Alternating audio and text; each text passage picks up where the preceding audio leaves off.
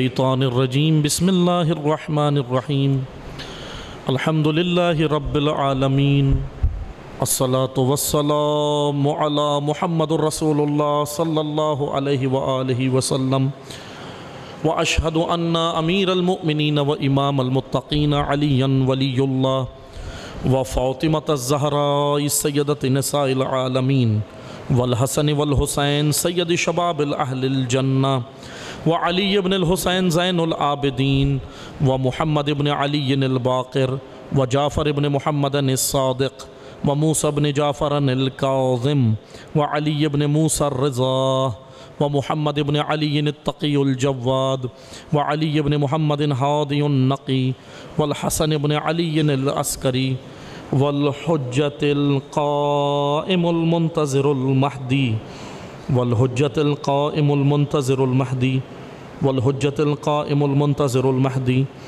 اللہم کل ولیک الحجة ابن الحسن صلواتک علیہ وعلا آبائی فی هذه الساعة وفی کل الساعة ولیا وحافظا وقائدا وناصرا ودلیلا وعینا حتی تسکنہ ارضک طوعا وتمتعہ فیہا طویلا۔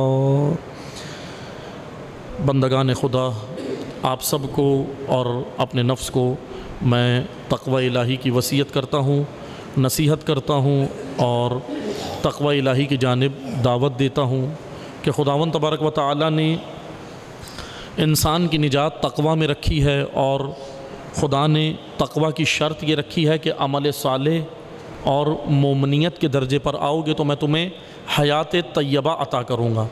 حیات طیبہ جب عطا ہوگی جب ہم عمل صالح کریں گے۔ عمل صالح بر وقت عمل، جس کا جو ٹائم بنتا ہے اسی وقت وہ عمل انجام دینا عمل صالح ہے۔ عمل صالح مظلومین کے لیے آواز اٹھانا عمل صالح ہے۔ مظلوم امیر المومنین کا مکتب یہ ہے، مولا علی کا مکتب یہ ہے کہ مظلوم ہے، کسی بھی مکتب کسی بھی مسلک سے ہو، اس کا ساتھ ہر ذی شعور، ہر باعقل، ہر غیرت مند اور ہر علی والا ہمیشہ مظلوم کے ساتھ ہے اور ظالم کے خلاف ہے۔ جمعۃ الوداع ہے بفرمان امام خمینی رحمۃ اللہ علیہ کہ جمعۃ الوداع یوم القدس، یوم اللہ، یوم رسول اللہ اور یوم اسلام ہے۔ جو اس دن کو نہیں مناتا وہ استعمار، امریکہ، اسرائیل اور عالمی اسٹیبلشمنٹ جو مسلمانوں کے خلاف سازشیں کرتے ہیں، امام خمینی کہتے ہیں جو اس دن کو نہیں مناتا وہ ان کی خدمت کر رہا ہے، وہ ان کو پروموٹ کر رہا ہے، وہ ان کو جواز دے رہا ہے۔ اس لیے آج کا دن جمعۃ الوداع تمام مسلمانوں سے یکجہتی کا دن ہے، تمام مظلومین سے یکجہتی کا دن ہے، اور صرف فلسطین ہی نہیں، دنیا میں جہاں کہیں بھی مستضعفین جہاں مظلومین جہاں موجود ہیں ان سب سے اظہار یکجہتی کا دن ہے، ان سب سے اظہار یکجہتی کا دن ہے۔ جیسے بعض لوگ کہتے ہیں کہ بھائی ہمارے باہر نکلنے سے، ہمارے پروٹیسٹ کرنے سے کیا فرق پڑتا ہے؟ فلسطین تو آج تک آزاد نہیں ہوا، کشمیر تو آج تک آزاد نہیں ہوا، ہمارے پروٹیسٹ سے فرق کیا پڑتا ہے؟ تو عزیزان محترم، فرق پڑتا ہے۔ جب سیدہ کا حق غصب کیا تو سیدہ کو معلوم تھا کہ نہیں دیں گے، لیکن سیدہ نے پروٹیسٹ کیا ہے۔ بی بی احتجاجاً باہر نکلیں اپنے حق کے لیے تاکہ پوری دنیا کو پتہ چل جائے کہ سیدہ کا حق کیا ہے۔ اس لیے یہ احتجاج، حق کے لیے احتجاج کرنا سنت سیدہ ہے، حق کے لیے احتجاج کرنا اور ڈٹنا سنت سیدہ ہے۔ اس لیے اس کے نتائج پہ پرواہ نہ کریں، نتیجے اللہ کے ہاتھ میں ہیں۔ خدا نے انسان کو کہا ہے تم کوشش کرو، تم کوشش کرو، نتیجہ اللہ کے ہاتھ میں۔ حضرت نوح علیہ السلام نے 950 سال کوشش کی، نتیجے کی پرواہ نہیں کی۔ انبیاء کے اندر یہی خصوصیت ہے کہ وہ نتیجے کی پرواہ نہیں کرتے، حکم الہی پر کوشش کرتے رہتے، حکم الہی پر کوشش کرتے ہیں۔ اس لیے مومنین کا فریضہ ہے، مسلمین کا فریضہ ہے، ہم سب کا فریضہ ہے کہ مظلومین فلسطین، مظلومین کشمیر، مظلومین بحرین، مظلومین یمن، مظلومین عراق، مظلومین شام، مظلومین برما، مظلومین پاکستان، جہاں کہیں مظلومین ہندوستان، دنیا میں جہاں کہیں مظلومین ہیں، ان سب کے آج آواز اٹھانے کا دن ہے، ان کے حق کے لیے آواز اٹھانے کا دن ہے۔ آپ جس پلیٹ فارم پر ہیں وہیں سے اپنا اظہار کریں کہ میں مظلومین کے ساتھ ہوں، سوشل میڈیا کے ذریعے، کہیں آفس میں ہیں، کہیں کاروبار پر ہیں، کہیں بھی ہیں، تعلیمی ادارے کے اندر ہیں، جہاں بھی ہیں، آپ وہیں سے اپنا اظہار وجود کر سکتے ہیں کہ میں مظلومین کے ساتھ ہوں اور ہمیشہ ساتھ ہوں، اور مظلومین کے ساتھ دل سے اور ہر طریقے سے ساتھ ہونا ضروری ہے۔ میں 2 جملوں میں، کیونکہ وقت بہت محدود ہے، 5 منٹ ہے، میں 5 منٹ کے اندر مختصر سی گفتگو کروں گا کہ عالمی سطح پر بربریت اسرائیل کی جاری ہے۔ اسرائیل جو ہے وہ ملک ہے جو ایک قابض ملک ہے۔ آپ ہسٹری جانتے ہیں، میں ہسٹری کے اندر نہیں جاتا۔ 1948 سے جو قابض ہوا کسی کی زمین پر آ کر، اور پوری ایک پری پلانڈ طریقے سے دنیا عالمی شیطانی اسٹیبلشمنٹ نے اسرائیل کو قابض کیا، پروموٹ کیا۔ اب اس میں بہت سارے لوگ شامل ہیں، میں اس کی ڈیٹیل میں نہیں جاتا۔ ہسٹری آپ بہت سارے لوگ جانتے ہیں، جو نہیں جانتے وہ ہسٹری کا مطالعہ کریں، پڑھیں کہ کیا ہوا ہے، کہ یہ کیا ایشو ہے، یہ کیا قضیہ ہے فلسطین اور اسرائیل کے درمیان، کیوں یہ ہو رہا ہے۔ یہ آج 2 دن کا مسئلہ نہیں ہے، یہ 1948 سے چل رہا ہے، یہ مسئلہ 1948 سے ہے۔ اور توجہ سے سنیں، اسرائیل کی پلاننگ انہوں نے اپنی پارلیمنٹ کے اوپر عبری زبان میں لکھی ہوئی ہے۔ اپنی پارلیمنٹ جو یہودیوں کی، اسرائیلیوں کی پارلیمنٹ ہے، انہوں نے ملک کے اندر اپنی عبری زبان میں لکھا ہوا ہے کہ اے اسرائیل، تیری سرحدیں نیل سے فرات تک ہیں، تیری سرحدیں نیل سے فرات تک ہیں۔ یعنی اس کا ترجمہ یہ ہے، نیل سے فرات تک ہیں سے مراد عراق، شام، لبنان، سعودی عربیہ کے مدینہ، مکہ اور بہت ساری زمینیں، یمن اور پورا عراقی کئی حصے، کردستان جس کے اندر آ رہا ہے، اور مڈل ایسٹ کے بہت سارے علاقے اسرائیل نے اپنی پارلیمنٹ پہ لکھا ہوا ہے کہ میں ان سب پہ قبضہ کروں گا۔ علی اعلان، دنیا کا کوئی قانون اس کو روکنے کے لیے تیار نہیں ہے، نہ UN نہ کوئی اور قانون، کہ یہ کون سا، مثلا اگر کوئی مسلمان ملک، اگر کوئی مسلمان اگر اس طریقے کی کوئی بات لکھ دے تو فوراً وہ ٹیررسٹ ہو جاتا ہے، دہشت گرد ہو جاتا ہے۔ تاریخ اٹھا کر پڑھیں کہ دہشت گردی کا آغاز کہاں سے ہوا ہے۔ قرون وسطیٰ کے زمانے میں دہشت گردی کون کرتا تھا؟ قرون وسطیٰ کے زمانے میں مسلمانوں نے دہشت گردی کی ہے؟ نہیں، اسلام امن پسند دین ہے، اور ظاہر سی بات ہے، حقیقت یہی ہے کہ دہشت گردوں کا تو کوئی مسلک نہیں ہے، کوئی مذہب نہیں ہے۔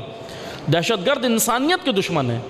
اور اسی طرح گزشتہ جمعے بھی میں نے آپ کی خدمت میں کہا تھا کہ ان کی پلاننگ ایلیومناٹی جو نظریہ ہے اس کو پروموٹ کرنا ہے، اس کے لیے بھرپور طریقے سے میدان میں ہے، اور اسی کے ذریعے سے اچھا نیل سے فرات تک اسرائیل، اے اسرائیل تیری سرحدیں نیل سے فرات تک ہیں سے معنی یہ نہیں ہے کہ اسرائیل ساری زمینوں پہ فوج بھیجے گا، نہیں، مختلف طریقوں سے ڈیولپمنٹ کے نام سے آ سکتا ہے۔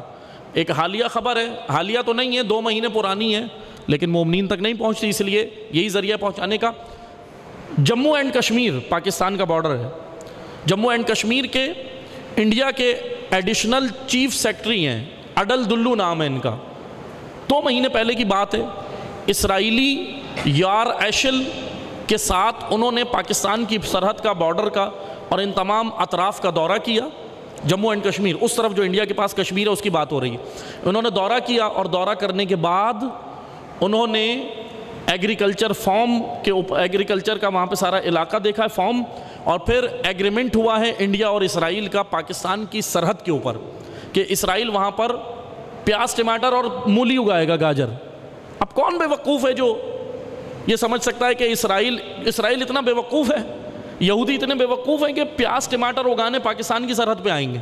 نہیں، پلاننگ آپ سب جانتے ہیں۔ پاکستان کی سالمیت کو خطرہ ہے، پاکستان کے ایٹمی اثاثوں پر نگاہ رکھنے، ملک کو بھی خطرہ ہے۔ پاکستان کے اندر اس وقت 2 نظریے پائے جا رہے ہیں کہ اسرائیل سے دوستی کرنے میں کیا ہے، ہم ویسے ہی نیچے جا رہے ہیں، ہماری کرنسی ویسے ہی نیچے چلی گئی، دوستی کرنے میں کیا ہے، ایک یہ نظریہ ہے۔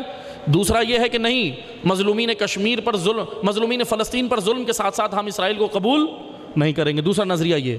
بس میں آپ سے کوئی مثلا سب کو صاحب رائے ہیں، رائے دینے کا حق ہے، جمہوریت ہے، جمہوریت میں سب کو آزادی ہے، جو چاہے وہ رائے دے سکتا ہے اور جو چاہے وہ کر سکتا ہے، جمہوریت آزادی کا نام ہے۔ لیکن میں 2 جملے کہہ کے بس خطبے کو تمام کروں گا کہ عزیزان محترم، پاکستان کے فارن ریزرو جو کم ہو گئے، یا پاکستان کی جو اکنامکس میں مسئلہ ہوا ہے، سوال یہ بنتا ہے کہ کیا اسرائیل ہی کے ساتھ معاہدے کر کے ہم اوپر آئیں گے؟ دنیا میں اور کوئی ملک نہیں ہے۔ رشیا سے تیل لینے کے لیے ہم نے کیوں مسائل کیے؟ رشیا کے ساتھ ہم کیوں نہیں آ رہے آگے؟ چائنا کے ساتھ کیوں نہیں آ رہے؟ دیگر اور بلاکس جو موجود ہیں ان کے ساتھ کیوں نہیں آ رہے؟ میں جوانوں کے لیے تھوڑی سی تاریخ بیان کرتا چلوں، یہ جو رشیا اور یوکرین کی جنگ ہو رہی ہے، بعض لوگ کہہ رہے ہیں نا کہ بھائی شیعہ کیوں رشیا کے ساتھ ہیں؟ رشیا کون سا ہمارا ہے؟ بے شک رشیا ہمارا نہیں ہے، لیکن وہ پالیسی پتہ ہے نا کہ دشمن کا دشمن، پالیسی معلوم ہے نا۔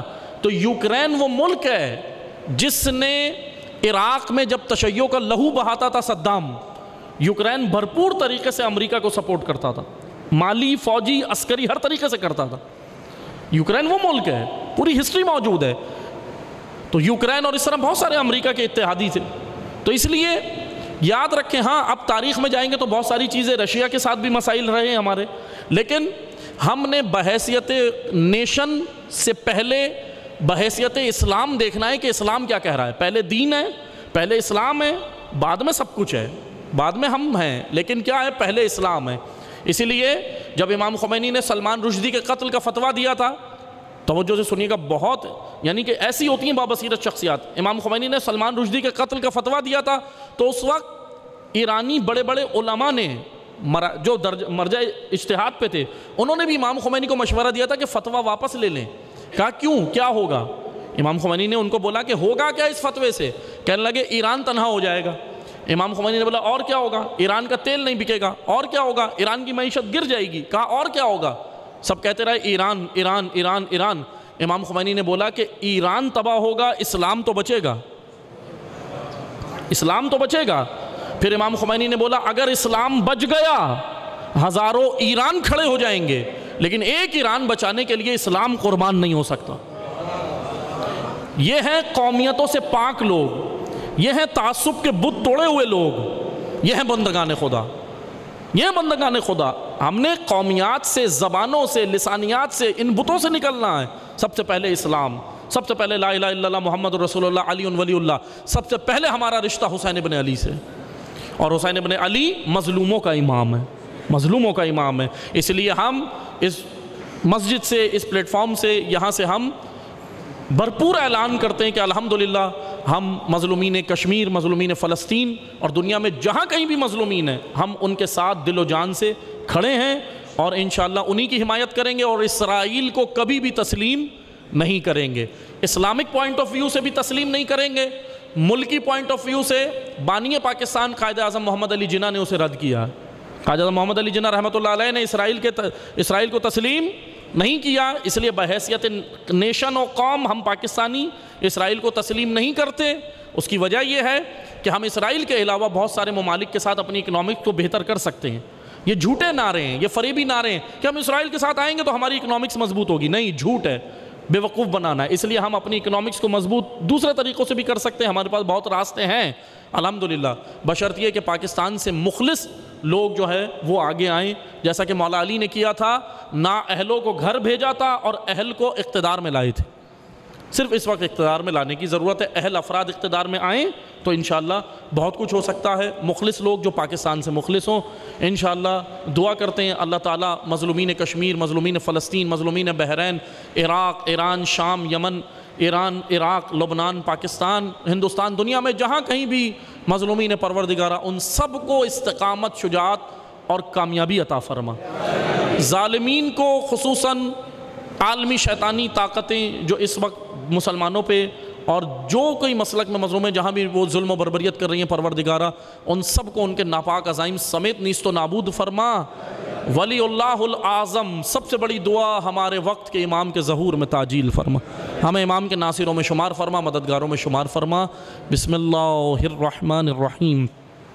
والعصر ان الانسان لفی خسر الا الذین آمنوا وعملوا الصالحات وتواصوا بالحق وتواصوا بالصبر۔